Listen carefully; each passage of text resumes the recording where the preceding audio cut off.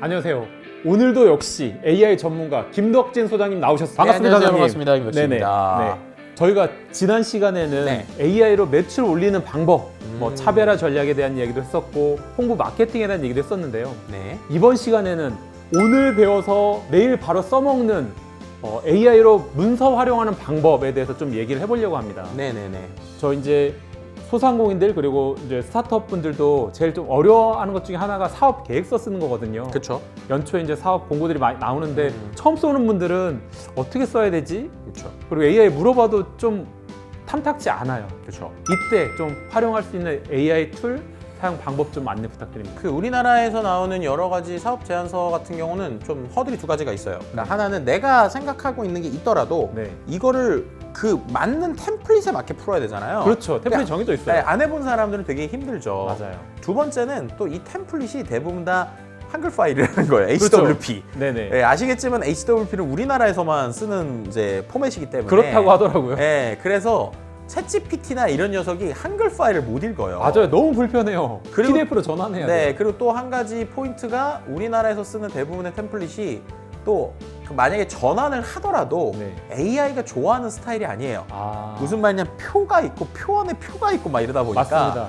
그러니까 이제 이런 것들을 AI랑 어떻게 할까에 대한 고민이 되게 많으신데 그냥 네. 제가 초반에 하실 수 있는 방법을 여러 툴 중에 이 툴을 그냥 딱 제일 소개드리는 게 제일 좋을 것 같아서 아, 네. 좀 설명을 드리겠습니다. 네. 뭐냐면 웍스 AI라는 툴이 있어요. 웍스 AI. 네, 웍스 AI. 네. 이거가 최근에 이제 뭐 우리나라의 지자체들에서 특히나 이제 구단이나 이런 데에서 AI를 이제 조금 도입을 하고 있는데 네. 이쪽에서 이제 웍스 AI 기반으로 좀 많이 쓰시고도 있고 또 이제 뭐 교육청들 뭐 예를 들면 센지피티나 서울시도 그렇고 몇 개의 교육청들의 선생님들 요 툴로 쓰고 있거든요. 네. 근데 이 툴을 보통 이제 들어가 보면 이제 무료로 쓸 수 있는데 웍스를 처음에 쓰실 때 요 비서들이나 이런 이제 어떻게 보면 내가 프롬프트를 안 해도 하나하나 도움을 줄 수 있어 이걸 잘 쓰시는 분들이 많아요. 네. 근데 이것보다 이런 그 말씀하셨던 제안서 쓸 때 되게 도움이 되는 게 여기 문서 작성이라고 하는 도구가 있어요, 실은. 아, 문서 작성. 네, 이 문서 작성이라는 거에 봐보면 여기에서는 한글이나 워드의 문서를 초안을 돕는 작성 도구입니다. 아, 얘의 최대 장점은 제가 템플릿에 있는 내용을 주면 네. 지가 그 템플릿에서 내용을 채워야 될 거를 지가 알아서 파악을 해서 아. 그 내용을 딱 빈칸으로 채울 수 있게 도움을 줘요. 아, 네. 네, 그래서 이제 예를 들면 이런 거죠. 새 프로젝트 시작 누른 다음에 얘한테 그냥 예비 창업 패키지 이렇게 쓰고요. 왜냐하면 예비 창업 패키지가 매해 똑같잖아요, 툴이. 그렇죠. 그렇죠. 뭐 예를 들면은 우리가 이제 한글 파일 보면은 보통 이렇게 문제의식, 실현 가능성, 성장 전략, 팀 구성 이렇게 채워지게 되잖아요. 네, 맞습니다. 근데 이 한글 파일을 그대로 주고 네. 이거를 파일을 올린 다음에 얘한테 그냥 써주는 겁니다. 무슨 사업을 해볼까요? 예를 들면 제가 그냥 AI 크리에이터 비즈니스 이렇게 써보고요. 네. 말투는 당연히 몸 함임슴으로 해야겠죠. 네. 문문체로 해야겠죠. 네. 그래서 프로젝트는 AI로 그죠? 아바타를 만들어서 유튜브를 찍는 비즈니스를 사업 아이템으로 생각. 뭐 이 정도만 써줄게요. 네. 이 정도만 써주고 다음 누릅니다. 네. 그럼 이제 이 녀석이 되게 재밌는 게 한글 파일의 내용을 읽어가지고 네. 나왔죠. 어. 문제 인식, 네. 실현 가능성. 이거 원래 표로 있던 거잖아요. 근데 네네. 이렇게 나와요. 그럼 여기에서 내가 쓸 것만 넣어주는 겁니다. 네. 예를 들면 문제 인식 이렇게 누르고 그죠? 여기서 내가 이거 쓸 거야. 네. 그리고 뭐 다 쓸 수 있지만 그냥 한 두 개지만 써볼게요. 창업 아이템의 개발 계획. 클릭하고. 여기서 그죠? 여기서 뭐 예를 들면 이렇게 하고 문제 인식에서 요걸 쓰는 거니까 네. 창업 아이템의 필요성 이렇게 두 개만 누르고 네. 작성하기 눌러요. 네. 그러면 얘가 이 내용을 스스로 작성을 하기도 합니다. 이렇게 아. 지금 쓰고 있죠. 와, 그 지금 어떤 정보를 밀어넣는 게 아니고 네. 주제 한 줄 정도 줬는데 네, 거기 항목에 맞게 글을 만들어내고 있는 거네요. 그렇죠. 이렇게 만들고 있는 거예요. 네. 혹은 내가 만약에 이 구체화 전략을 조금 더 디테일하게 쓰겠다. 그럼 여기다가 작성 예시를 주면 됩니다. 네. 예를 들면 나는 이거를 뭐 예를 들면은 뭐 처음에 그죠? 뭐 이렇게 쓸 수 있겠죠. 1단계로는 그죠? 뭐 AI 툴로 홍보를 뭐 캐릭터를 만든 이후에 그죠? 릴스를 만들고 인기를 끌면 유튜브로 확장할 계획. 뭐 이 정도만 쓰는 거예요, 그냥. 네. 네. 이런 식으로 내용도 하고 뭐 간이나 뭐 우리가 말하는 트랜스포머 아키텍처까지 아바타를 어떻게 만들 때 이런 것까지 이렇게 나와주는 거죠. 네.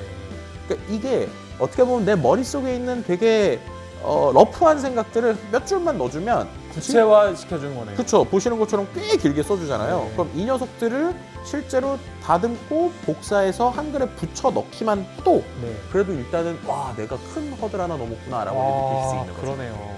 네. 그러니까 이제 그래도 이제 소설을 쓰면 안 되니까 사업 계획서가 그쵸. 우리 회사에서 하고자 하는 것들을 정제돼 있진 않지만 러프하게 키워드를 밀어 넣으면 그거를 구체화해 주는 거겠네요. 그쵸. 아. 그렇게 해서 만들고 물론 이거를 다듬긴 해야 되지만 네. 내가 처음부터 이거 어떻게 쓰지? 나 분명히 좋은 아이디어였는데 어떻게 하지? 이거를 또 이 항목별로 넣는 게 어렵잖아요. 네, 맞습니다. 그렇게 항목별로 넣는 걸 도와주니까 네네. 이제 이런 툴 같은 경우를 이제 쓰시면 기본적으로 우리가 내 생각을 빠르게 네. 어떻게 보면 사업할 수 있는 이런 아이디어들이나 전략이 나온다. 와, 지금 연초라서 사업 네. 공고도 많이 나오고 사업 계획 쓰는데 고민도 많이 하실 거예요. 네. 실무자들도 사장님 사업 계획서 빨리 써봐 하면 고민일 텐데 이건 진짜 꿀팁 그렇죠. 아이템이네 진짜. 네. 근데 이거를 뭐 심사하시는 분들이 좋아할지도 모르겠는데. 그게 고민입니다. 아 그러면 네. 조금 다 좀 정제된 전문적인 내용이라서 네, 그쵸. 심사의 영역은 또 이제 고민이 되겠네요. 그렇죠. 근데 이제 어쨌든 제가 항상 말씀드린 대로 생성형 AI로 끝까지 하시지는 마시고 네. 네, 어쨌든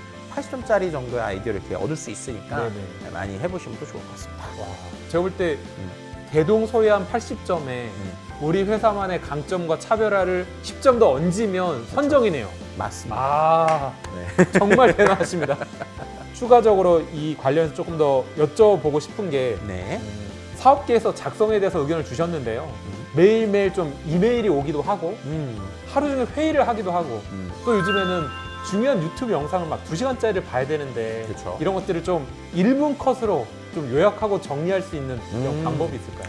이거는 이제 뭐 유료 툴, 무료 툴로 나뉠 수도 있고 아니면은 범용 툴 이런 것들이 있는데 이거는 되게 요즘에 툴이 많아지고 있어요. 네. 근데 대표적으로 유튜브 요약하는 서비스에서 제일 오래 썼던 툴 중에 하나가 릴리스 AI. 저도 잘 쓰고 툴이죠. 있습니다. 네. 네네. 릴리스 AI가 최근에는 뭐 단순한 요약뿐만 아니라 그 내용을 기반으로 해서 뭐 예를 들면은 뭐 인포그래픽 형태로 만들어준다거나 네. 질의를 할 수 있는 형태들도 있으니까 네. 릴리스 AI를 좀 쓰시면 좋을 것 같고 만약에 나는 좀 비용이 좀 부담이 된다. 네.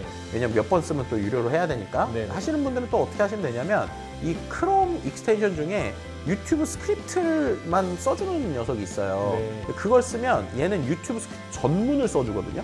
어떤 툴이 있나요? 튜브 투 트랜스크립트라고 하는 네. 요건데 실제 풀 스크립트를 써줘요. 가끔 그게 필요할 때가 있거든요. 네. 요약뿐 말고. 그렇죠. 근데 이 풀 스크립트를 써주는 거의 중요한 포인트는 뭐냐면 얘가 이거를 갖고 유튜브 풀 스크립트를 써준 거를 네. 가지고 클로즈 같은 데 가서 네. 요약을 시켜달라고 하면 네. 똑같은 효과를 얻을 수 있어요. 아. 예, 예를 들어서 최근에 엔비디아 CES 2016 키노트 아무거나 해볼게요. 네.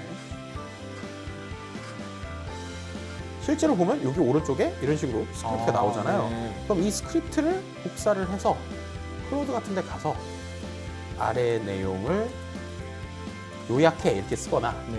이렇게 해서 붙이는 거죠. 혹은 한글로 번역해. 네. 혹은 이 내용에서 포인트를 뽑아. 이런 네. 식으로 여러 가지 스크립트를 하실 때는 네. 요런 유튜브 트랜스크립트라고 하는 이 네. 크롬 유튜브 익스텐션을 트랜스크립트. 설치하셔도 되고 네네. 관련된 비슷한 웹사이트에 가서도 이런 것들을 해주는 게 있으니까 네. 요거를 좀 활용해 보셔도 좋겠다. 이런 말씀 드릴 수 있을 것 같습니다. 너무 유용한 팁입니다. 요즘 저희가 이제 동영상, 이제 유튜브 영상들을 많이 보기도 하는데 네. 요약본도 보지만 풀본을 보고서 좀 핵심을 찾아내고 싶을 때도 있거든요. 그렇죠. 이제 두 번째 질문입니다. 저희가 사업계획서 같은 걸 작성을 할 때 뭐 회사 내부 단가표나 고객 명단이나 이런 좀 비공개 정보들을 AI에 넣어도 좀 안심이 되는지 저번 시간에도 이제 네. 일단 말씀하셨는데. 기본적으로는 아니오에 가깝죠. 네. 그런데 이제 조건을 갖춘다. 예를 들면은 뭐 예를 들면 아까 말씀드린 기업용 버전을 쓴다거나 뭐 이런 경우는 조금은 안전할 수 있는데 제일 중요한 거는 차라리 데이터를 넣을 때 네. 이 AI한테 예를 들면은 변환을 시킬 수도 있어요. 네. 그래서 이제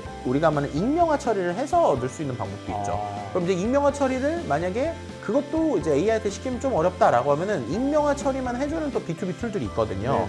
그래서 조금 안전하게 쓴다거나 혹은 이제 아예 로컬용 LLM한테 그 파일에 있는 걸 익명화 처리를 시켜가지고 올리는 방법도 있고 네. 아니면은 뭐 말씀드렸던 수많은 엔터프라이즈 영역에서 쓰는 툴들을 해서 활용을 하는 경우들도 있을 것 같습니다. 그래서 일단은 우리 도구가 기업용인지 개인용인지 요거 학습에 쓰이는 정책을 한번 보시면 좋을 것 같고 네. 그 다음에 개인정보라고 하는 부분에 있어서 가명 익명 처리를 어떻게 할 건지 네. 이런 것들 좀 보시고요. 그 다음에 이제 만약에 이제 로그 같은 것도 필요하겠죠. 어떤 사람이 어떻게 올렸는지를 볼 수 있는 툴들 뭐 이런 것들도 있는 게 되게 중요한 것 같아요. 네. 그래서 앞서서 말씀드린 먹스 같은 경우도 그런 것들 때문에 요즘에 우리나라 기업에서 B2B 솔루션으로 또 많이 쓰고 뭐 그런 걸로 알고 있습니다. 네. 그럼 이제 다음 질문인데요. 지원 사업 양식들이 좀 네. 각기 다를 때가 있습니다. 템플릿 그죠. 입력하는 양식이 다른데 AI가 그 복잡한 한글 HWP 파일을 양식에 맞춰서도 좀 바꿔줄 수가 있나요? 그러니까 이제 아직까지는 말씀드린 대로 이 파일에 그러면 우리가 원하는 거 솔직히 그런 것까지 원하잖아요. 이게 사람이 참 이제 한번 이제 이런 것들을 안고 싶으면 만들면 이제 누워야 돼서 그죠. 더 누워서 게을러지고 그러니까 야 이거 내용까지 채워주고 한글로 아예 저장되면 되는 거 아니야? 이런 것까지 이제 요구를 하시거든요. 맞습니다. 아직까지 뭐 그 수준은 아니고 아, 네네. 그런데 이제 말씀드렸던 것처럼 몇몇 툴에서는 실제로 파일에 있는 내용을 표에서 뽑아서 써주기만 하니까 그것만 해도 상당히 편하거든요. 아, 그렇죠. 그래서 그런 부분에서 좀 활용을 해보시면 좋을 것 같다는 생각이 듭니다. 다음 질문입니다. 이제 저희가 사업 계획서를 쓸 때 용도가 다 다를 텐데요. 네.